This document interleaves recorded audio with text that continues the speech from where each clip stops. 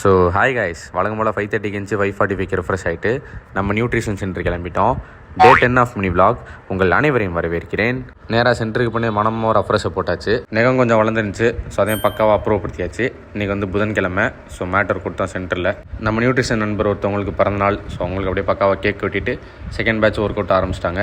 அவங்களுக்கு முடித்தோடனே பக்காவாக ஷேக்கப் போட்டு கொடுத்த கையோட இன்விடேஷன் பண்ண கிளம்பியாச்சு.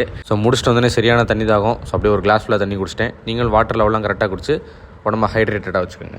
அப்படியே மதிய சாப்பாடையும் முடிச்சாச்சு. காலைல வெட்டினக்கே கொஞ்சம் மீதி இருந்துச்சு, அதையும் பக்காவாக அமுக்கிட்டு நம்ம அண்ணன் கடை கிளம்பிட்டோம் ஹேர் கட் பண்ணுறதுக்கு. புதூர் பக்கத்தில் இருந்தீங்கன்னா கண்டிப்பாக நம்ம அண்ணன் கடை ட்ரை பண்ணி பாருங்கள். லொக்கேஷன் வந்து கீழே கமெண்ட்டில் பின் பண்ணுறேன். பக்காவாக முடியை வெட்டிட்டு ஒரு டீயும் போட்டாச்சு. அப்படி நம்ம பாட்டி வீட்டுக்கு வந்துட்டு குளிச்சுட்டு ஃப்ரெஷ் ஆகிட்டு மறுபடியும் இன்விடேஷன் பண்ண கிளம்பிட்டோம். ஆனால் எப்போ பார்த்தாலும் இன்விடேஷன் பண்ண கொடுக்குறான்னு நினைக்காதீங்க. இது வந்து எங்கள் பார்ட் ஆஃப் டியூட்டி.